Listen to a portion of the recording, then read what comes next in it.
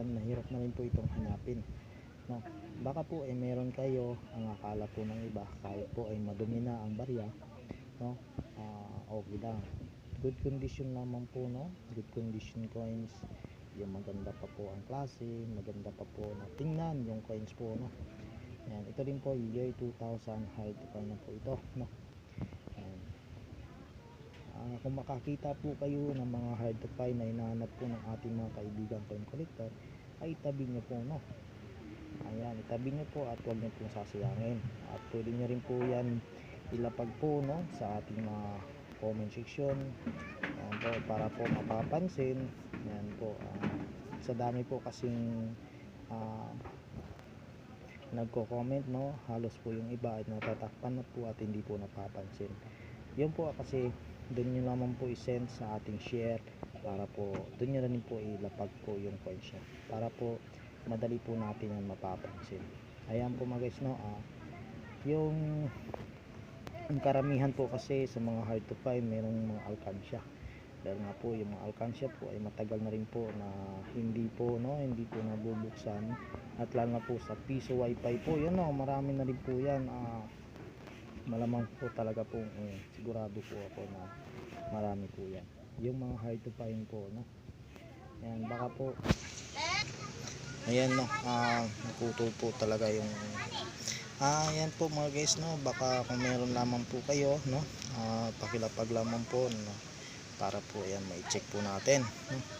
At baka po ay meron din po kayong year 2007 at saka year 2009 na 10 peso, no, at saka yung 5 peso na year 2006, yun po ay mahirap pa po hanapin yan, yung year 2006, no, mga hard to find na po yan.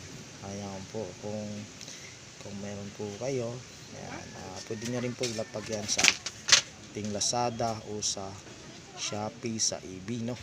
Ayan po mga guys, no, sana po naintindihan nyo pong mabuti yung sinasabi ko po dito sa video. Intindihin po o tapusin nyo lamang po yung buong video para may idea kayo, no. Ayan po mga guys, salamat po sa lahat and God bless po na ating tatalakayin. Baka po magtaka po kayo, ito po ay mga common, no, common lamang po ito. Ayan, ayan po, no. Ito pong coins na ito mga guys, yan, year 2019 po ito lahat, yung makikita nyo po dito sa video ito, no? Atin lamang pong panoorin para po may idea tayo. Ito po yung yan, katulad po yung sinabi ko nga po, ito ay isang commemorative coins yan po, no. At iba naman po yung yung common o rare, no. Dahil nga po meron po akong nakitang rare po, no, pero sa Google po yun, no, na nakapagbenta po, no, napakamahal. Ayan po, iba din po ang uncirculated, no. Ayan po mga guys, baka po kayo ay meron, kung kayo ay mag-aalok, kung mag-aalok po kayo ng ganito ay rare na po, no, dahil nga po yung rare na yan ay mataas po ang value sa rare, no. Year 2019 po ito. Ayan, yung mahirap na pong hanapin year 2021 po talaga, pero po kapag meron kayong makitang kahit common o isang rare po yan, yan, malamang bibilhin po sa inyo yan, no. Katulad po nito,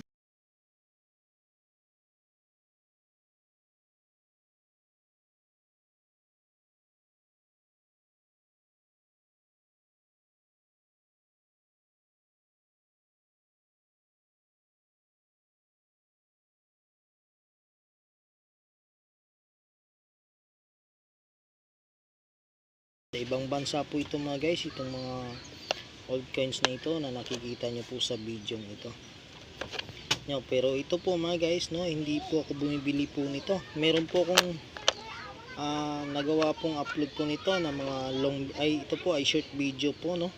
Ito po ay long video na po ito.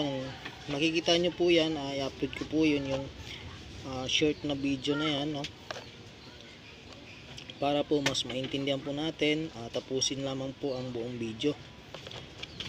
Ayan, ito mga guys, no, ito ay Saudi po ito. Ayan, at ito 51, baka po may lapag nyo po mga guys, hindi po ako bumibili po nito. Ayan, i-check nyo lamang po sa Numista, no. Meron po tayong numista.com, research nyo lamang po yan para po mas makita po natin at kung magkano nga ba ang halaga po nito. Ang akala po ng iba ay ito po ay mahal, no, at mataas po ang value po nito. Ito pong mga altcoins na ito, nakikita nyo po ay mura pa lamang po ito sa ating Numista. Ayan po, hindi naman po yan madali-dali, no, yung lahat na gusto pong mabili lahat, no. Ito po yung alam nyo po yung mga hinahanap ko, no, Philippines po tayo. Yan, old Philippines po tayo.